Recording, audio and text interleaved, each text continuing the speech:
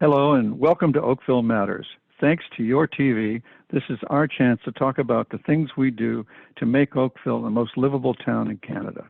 And with me today is Phoebe Fu, the commissioner in charge of all of our infrastructure, but it includes our transit system and our roads. And Jill Stephen, who's the director of transportation, and that includes transit and the roads. And Sam Inchasi, and he's the manager of works and operations. And we're going to split our time between transit and what we call, let's see now, we have a euphemism, clearing, but we call it winter maintenance, something like that, right?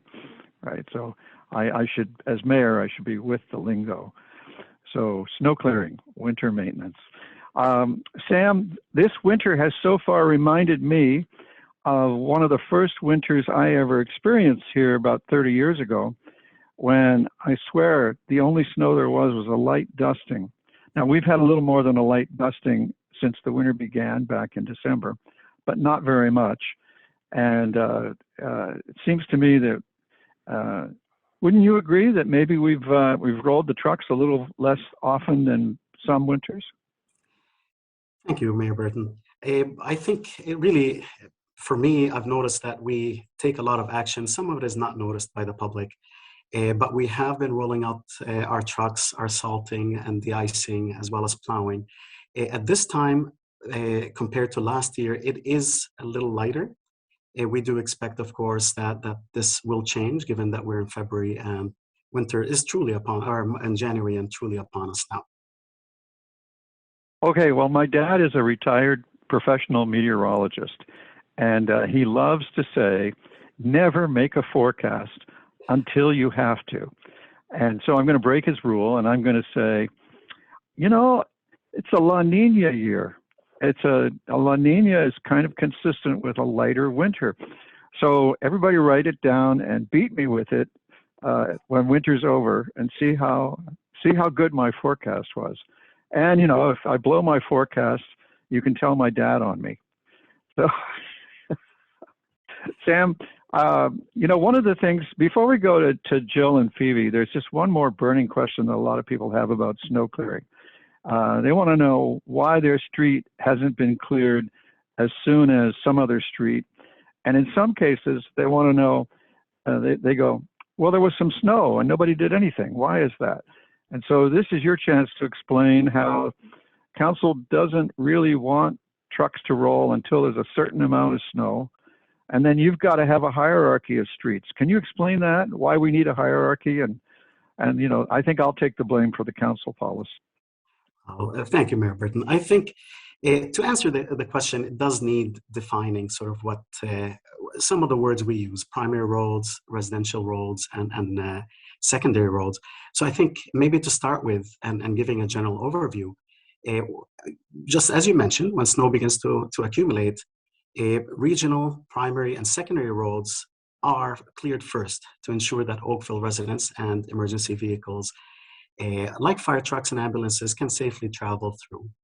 Now, defining the difference between primary, secondary, and local roads for our residents: primary roads are those streets with the greatest volume of traffic.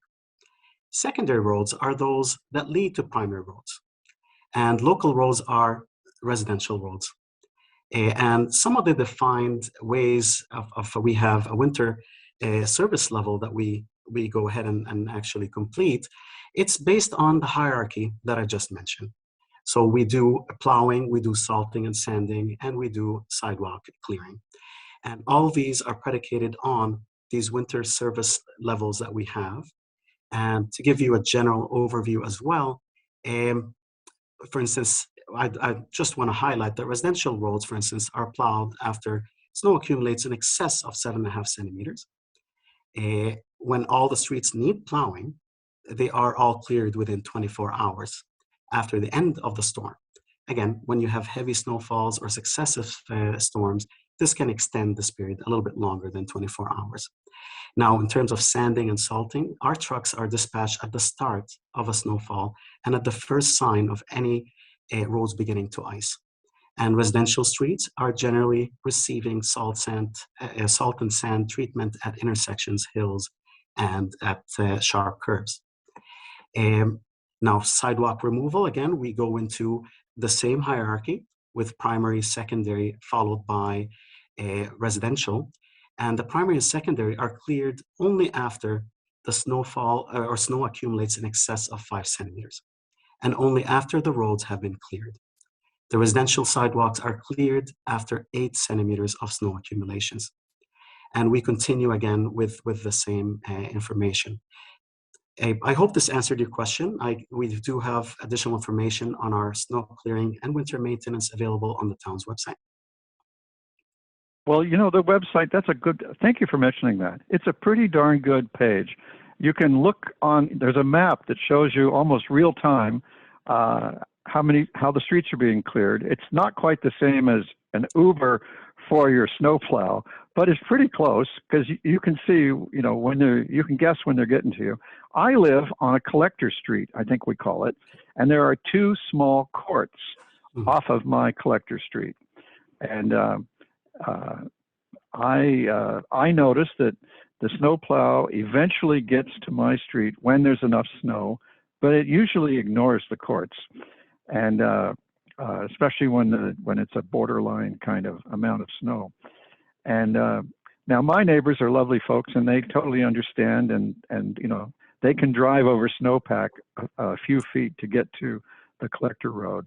But we do hear from people who live on remote courts a lot about, you know, where's my sand, where's my salt? And you've just made a really important point, which is that you do that at hills and intersections and places where there's a need for it. And of course, we're under a lot of pressure to minimize the amount of salt we use, aren't we?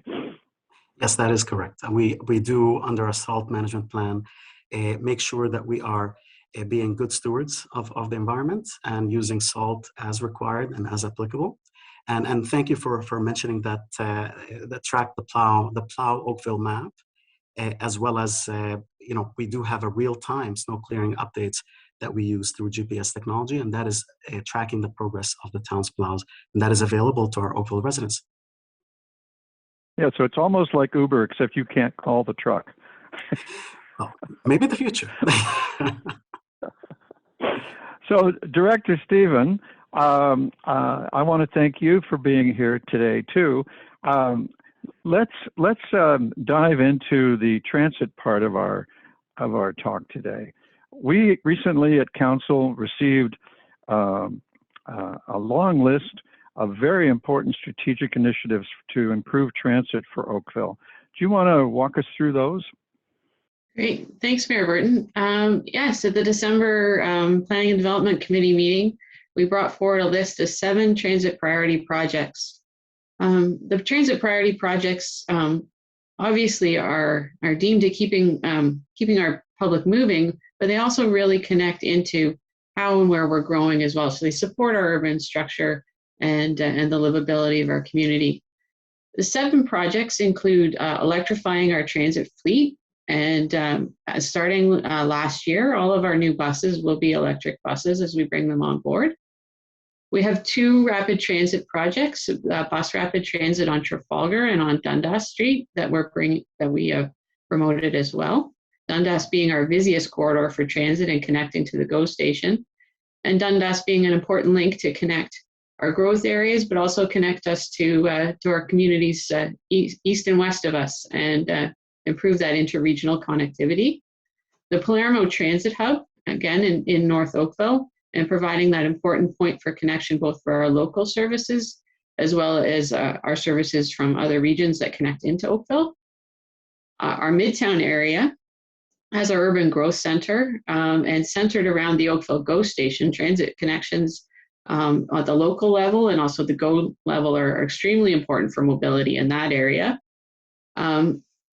Metrolinx or GO Transit is electrifying the Lakeshore West line, so regional express rail, and providing more frequent all-day service along that line.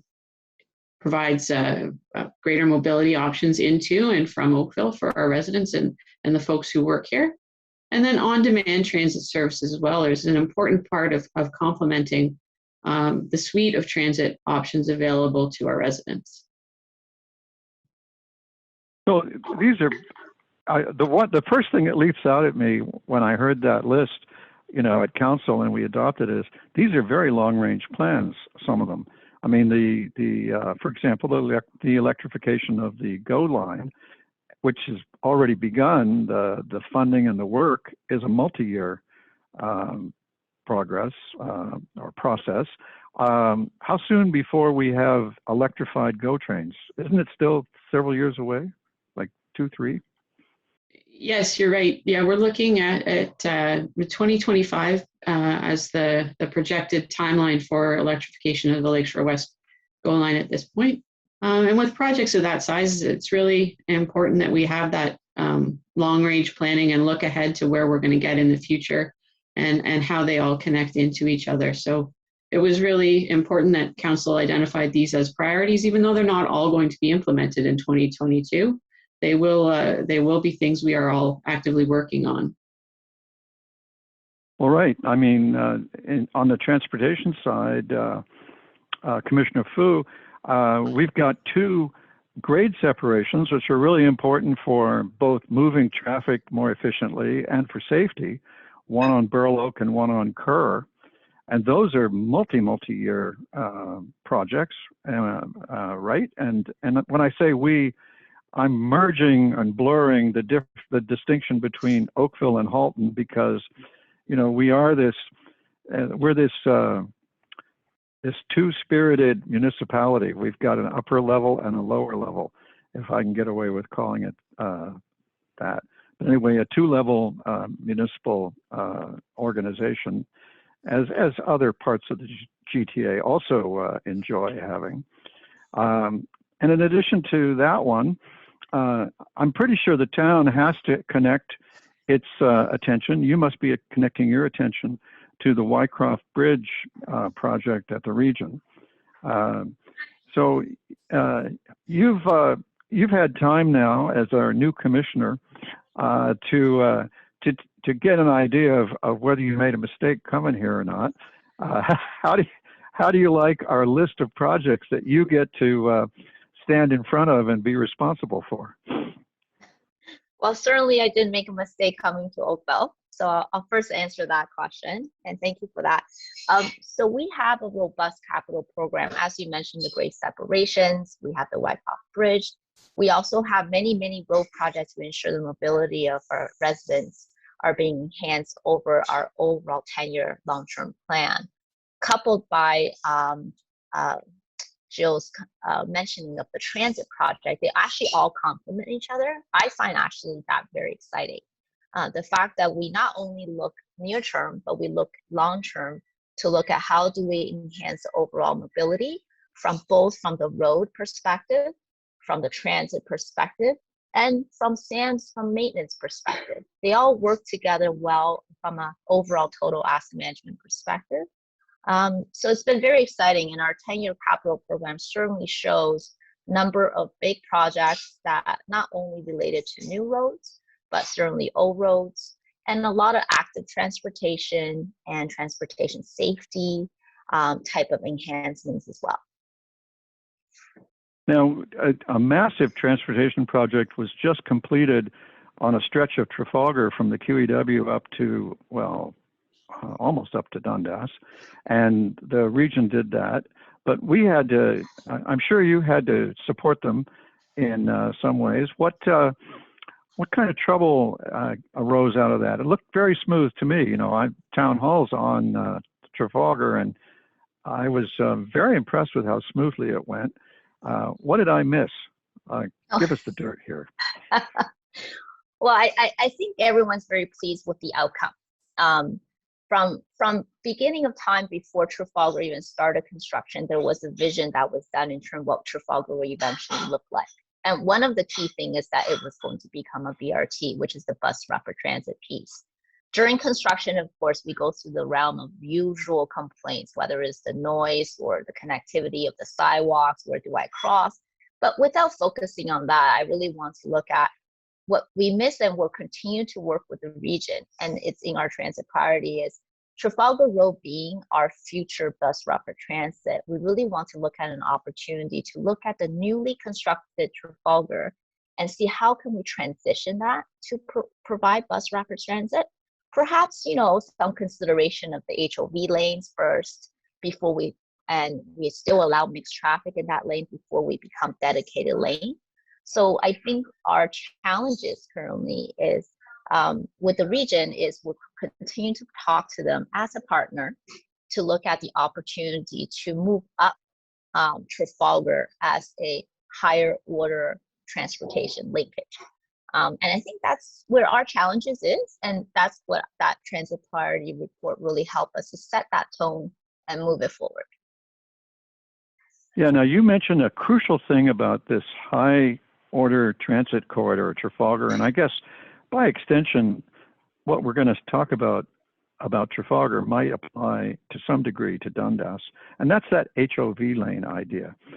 The way I first heard the idea, some people were suggesting, I actually got unsolicited emails from residents suggesting that in the period between now and when the BRT is put in, that space ought to be marked off as HOV lanes in order to make it easier to shift to the BRT. The fear is that if we leave them as all open lanes for anybody, when we go to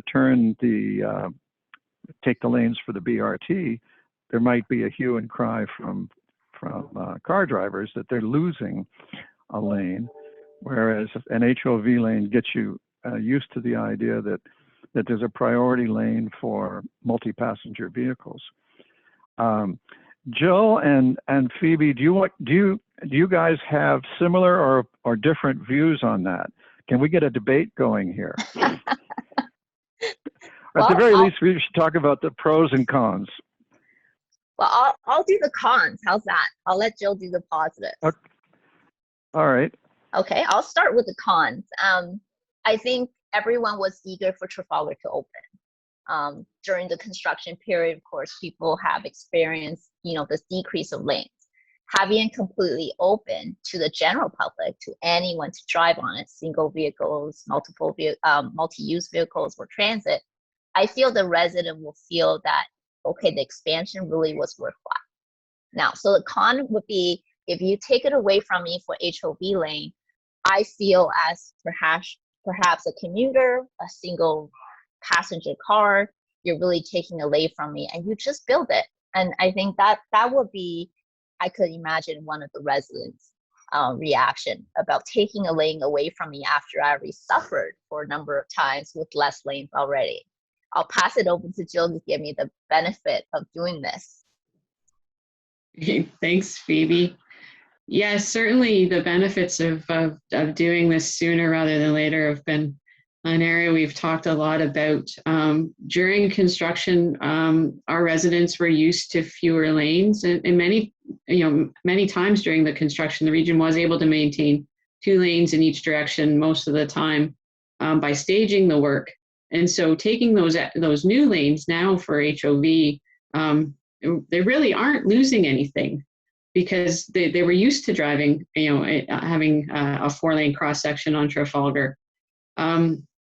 HOV lanes would allow for those people who carpool or take transit to make their trips that much faster. And a big part of our transportation master plan is trying to encourage people to take more sustainable modes of transportation when they can. We know we can't do that all the time for every single trip, but if you can speed up your trip down Trafalgar to the GO station because you're in a bus in an HOV lane, or you're carpooling in an HOV lane, and you're watching all those people who are driving by themselves sit in traffic, it certainly helps make that shift to transit a lot easier and a lot more palatable for folks who haven't tried it before or aren't used to doing it on a regular basis.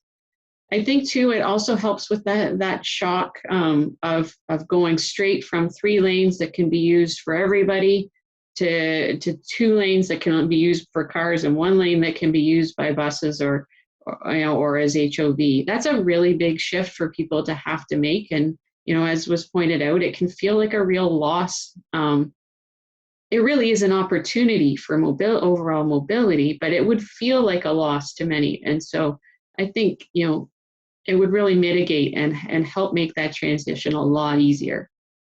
I would really class those as the pros.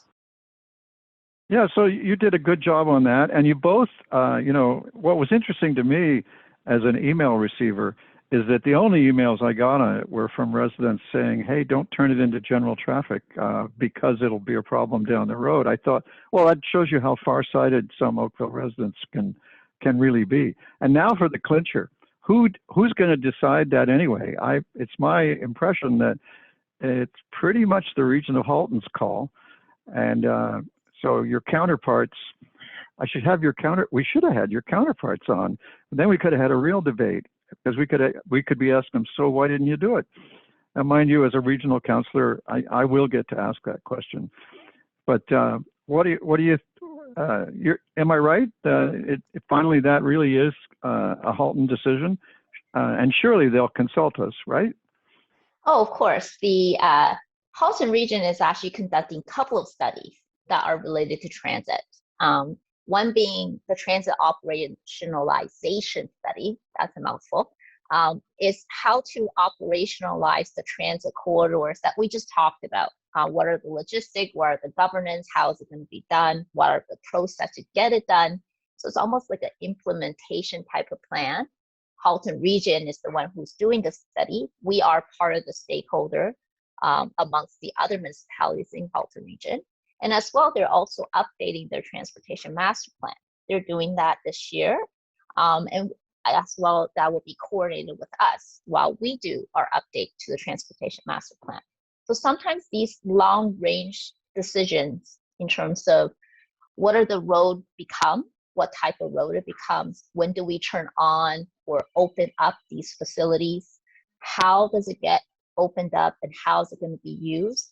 It's always been a partnership approach. However, you're right, the ultimate decision lies with Halton region, and we participate actively, hopefully with good persuasive information to influence that decision to be sooner than later. Yeah, the Trafalgar corridor is important to Oakville for our ability to get around and to move north-south. It's like the main spine but it's also, when you look at the map of Halton, it's pretty much the main spine for Halton's transportation plan too, because Trafalgar goes from Georgetown to the Oakville GO station. And as I understand it, Metrolinx is talking about building another GO station in Milton, a couple of kilometers north of the 407 on Trafalgar. And there's a lot of residents in North Oakville who might prefer to have that, they might welcome the choice to drive up Trafalgar to get to a GO station rather than down. Might even be a competitive drive. What would be your sense of that, Jill?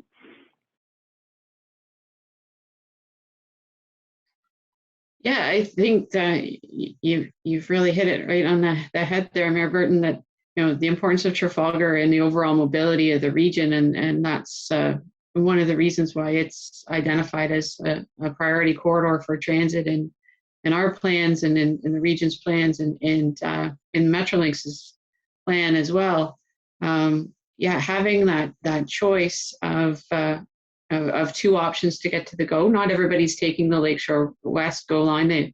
The new station in Milton may serve their mobility needs better because it's a more direct route. And if we can provide options on how to get to that GO station, as well as options of which GO station to go to, that's really going to support the mobility of our residents and meeting our transportation goals. So, extending that bus rapid transit up, ultimately up that corridor would be a great benefit on a regional at a regional level, as well as for our local residents here. And Sam, I bet you're glad that whatever happens there, you won't have to clear the snow from that route. So Phoebe, I've got one more question about this Trafalgar corridor thing. It's my impression that in the hierarchy of transportation, if you could imagine that HOV lanes would lead to BRTs, could lead to an LRT, and far, far off into the future, longer than I may be around, perhaps there'd be an LRT between Georgetown and Oakville Go, between the Georgetown Go station and the Oakville Go station, and this new Trafalgar Milton station. Say in 100 years, 50. I think I will look a little bit nearer than that. Maybe within the next 50 years. I think as the greater GTA grow, Oakville is certainly one of the places to grow. And we know that that is something with the province designating where the places to grow, we are one of the receivers per se in terms of where the growth is going to happen. We have already seen tremendous growth, including we're planning for our Midtown, and there's also our North Oakville. So I think it wouldn't be too far away as we're starting to look at higher density growth in other areas and how they have received higher order of transit. But baby step first, I think if we could look at the expansion of our GO station at Oakville Go to Trafalgar BRT, and we even look at more frequent services potentially at our transit lines, and getting that funding from the province to support an alternative mode of transportation. And maybe perhaps in my lifetime, I'm hoping that we could see a higher order transit that are dedicated transit ways that traverse more than just Oakville, but beyond Oakville and beyond, and really connects the whole region. Yeah, there's exciting stuff happening. There's AI, artificial intelligence equipped slow speed autonomous shuttles in some cities now, moving people from one end of the shopping district to the other. It's very exciting what's happening in transportation. It makes me wish I could be here to see it. So Jill, would you like the last word here on what we should expect next? We've got about 20 seconds.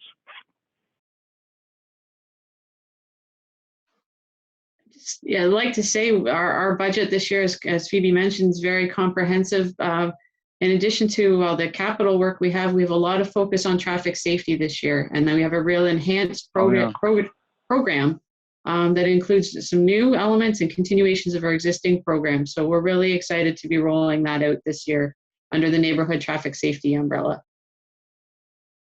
Thank you for that. And thank you for joining us. I hope you'll join us next time when we talk about Oakville Matters.